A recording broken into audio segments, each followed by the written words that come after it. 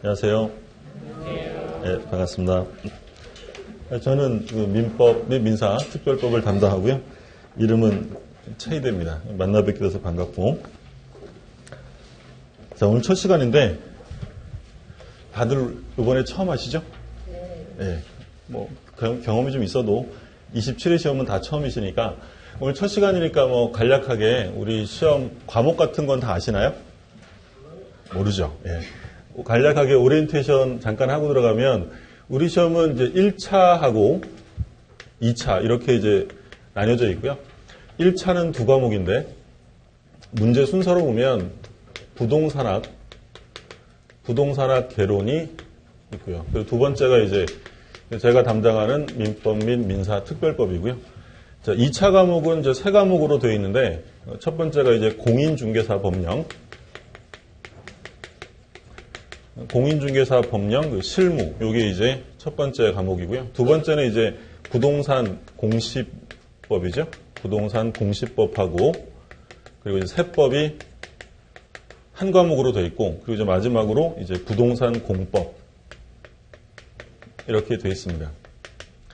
이제 과목으로 보면 5과목인데 우리 수업은 이제 6일을 하죠. 6일 하는 이유가 요 이제 공시법하고 세법은 과목은 다른데 이제 한 과목으로 보는 거예요. 공시법이 24문제가 출제가 되고요.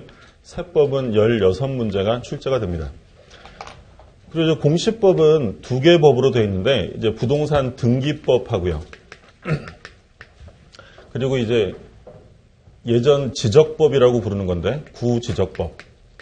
법 이름이 바뀌었는데 법 이름은 이제 공간정보 및 구축에 관한 공간정보 구축 및 관리에 관한 법률로 바뀌었고 이렇게 해서 전부 다 이제 40문항씩 해서 총 5과목을 보고요. 우리 시험에 있어서는 일단 먼저 염두에 두실 점은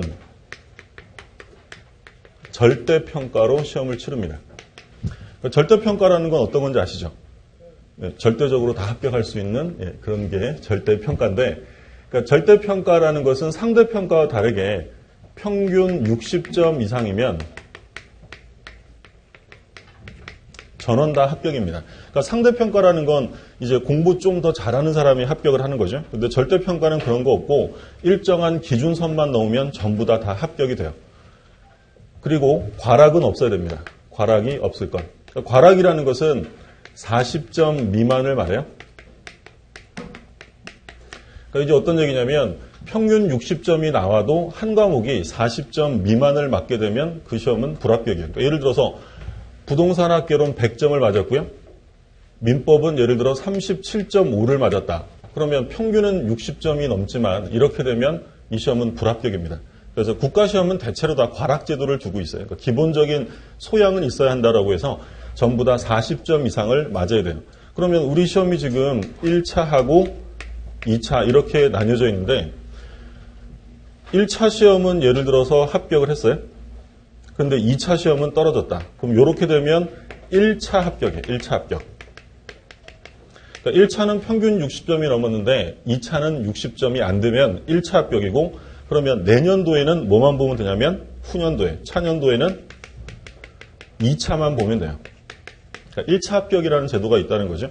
근데 이제 만약에 반대로 1차는 60점이 안 됐는데 2차는 60점이 됐다. 그럼 이건 불합격이에요.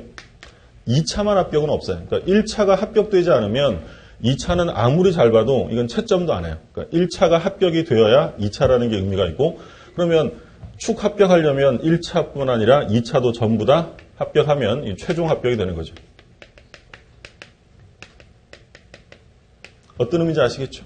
그래서 우리 시험은 절대평가니까 이게 분위기가 되게 좋은 시험이에요. 그러니까 예를 들어 뭐 공무원 시험이라든지 뭐 사법시험 이런 거 보면 옆에 사람이 합격하면 내가 떨어질 수 있는 거예요. 근데 절대평가는 그런 거 아니에요. 그러니까 다 같이 공부를 잘해서 전부 다 60점 넘으면 여기 계신 모든 분들이 다 합격할 수 있는 시험이니까 절대평가라는 점.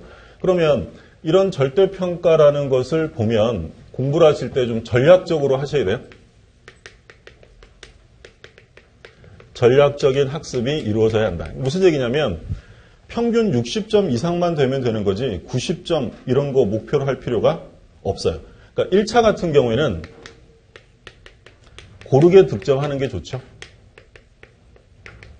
두 과목밖에 안 되기 때문에 한 과목에 소위 우리 말하는 몰빵 이런 거 하면 위험해요. 그러니까 예를 들어서 개론 아직 수업 안 하셨죠? 그러니까 개론이랑 민법 1주 한번 딱 들어보니까 나는 개론이 좀 적성에 맞는 것 같아. 그러면 개론에서 엄청 공부하고 민법은 그냥 과락만 넘겨가지고 합격하자. 이런 전략을 세우게 되면 나중에 민법 시험이 개론 시험보다 훨씬 쉽게 나오면 공부 안 했으니까 점수 안 나오고 어렵게 나와서 점수 안 나오면 떨어지는 경우가 있어요. 그러니까 1차 시험은 좀 고르게 집중적으로 공부를 하셔야 되고요.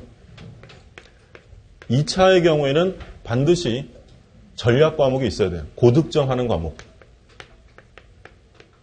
그게 뭐가 돼야 되냐면 공인중개사법. 우리 이제 2차 하면 보시겠지만 우리 김성 선생님이 되게 재밌게 잘해 주실 거예요. 이 공인중개사 법을 소위 이제 그 효자 과목이라고 해요. 올해 같은 경우에도 전부 다 고득점은 여기서 나와요. 그럼 여기서 만약에 공인중개사법에서 보통 이제 80점 이상을 맞게 되는데, 그리고 맞아야 돼요. 여기서.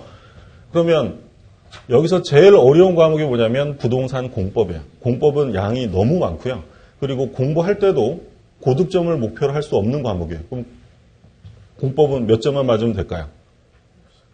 벌써 감이 오시잖아요. 그죠? 40점.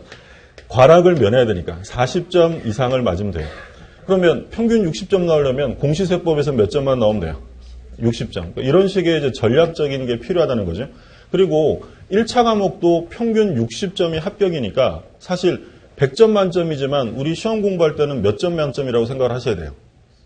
몇 점 이상은 필요가 없을까요?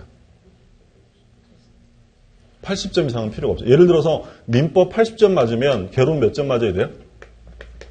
40점. 만약에 40점 미만으로 나오면 무조건 떨어지는 거예요. 그러니까 평균 60점만 채우면 되기 때문에 사실은 1차 과목은 평균이 몇 점이 만점이냐면 80점이 만점이에요. 그러니까 요거를 목표로 공부를 하셔야 되는 것이지 내가 고득점을 받아보겠다라고 해서 이거 초과하는 공부를 할 필요 없어요. 그러니까 공부하시다 보면 막 꼼꼼하게 너무 세부적으로 공부하면 오히려 득점하는 데 방해가 돼요. 그러니까 요거를 목표로 하셔서 공부하셔야 돼요. 지금은 수석해도 상 안 줘요. 옛날에는 수석 합격하면 막 상 주고 그랬어요. 어떤 학원의 원장님이 뭐라고 그러냐면 그냥 우리 학원생 중에서 수석하면 내가 차 한 대 사드려요. 이랬어요. 근데 어떻게 진짜 거기서 수석이 나왔어요. 그랬다고요. 그래서 이제 실제로는 차는 못 사드리고 굉장히 포상을 많이 해주셨는데 그러니까 예전에는 그런 게 있었어요. 뭐 최연소 합격, 최고령 합격, 뭐 수석 합격 이런 거 발표했는데 그게 이제 너무 상업적으로 쓰이다 보니까 그걸 아예 없애버렸어요. 그래서 이제 그런 걸 발표 안 하니까 몇 점을 맞으면 합격하는 거예요? 60점. 60점. 그러니까 요거를 목표로 공부를 하셔야지 100점 만점을 목표로 공부하시는 건 어렵다는 거예요. 그러니까 고득점은 필요 없고 우리가 이제 그런 얘기 해요. 중개사 시험에 이제 합격을 하시고 올해도 이제 얼마 전에 시험이 있었으니까 합격하신 분들 이제 실무에 나가시면 몇 점 받은 분들이 몇 점으로 합격한 분들이 일을 제일 잘한다고 할까요? 딱 60점이래요. 그렇죠? 딱 60점. 막 고득점 막 90점 막 이렇게 평균 맞아서 합격을 하신 분들은 아는 게 너무 많아. 뭘 하려다가 보니까 걸리는 거야. 이렇게 하면 중개사법 몇 조에서 하지 말랬는데 요 정도 맞고 하신 분들은 자세한 건 몰라요. 그러니까 그냥 하는 거예요. 그럼 여기서 알 수 있는 건 가장 여기서 일 잘한다는 건 뭐 세속적으로 돈 많이 번다는 거예요. 누가 제일 많이 벌겠어요? 자격증 없는 사람이에요. 없는 사람이죠. 아무것도 몰라야죠. 용기 있잖아요. 그러니까 물론 이제 넉넉하게 고득점으로 합격하시면 좋겠지만 뭐 그럴 필요는 없다는 거예요. 경제적으로 60점 이상이면 합격이니까 그걸 목표로 이제 1차, 2차 이렇게 목표로 공부를 하셔야 되고요.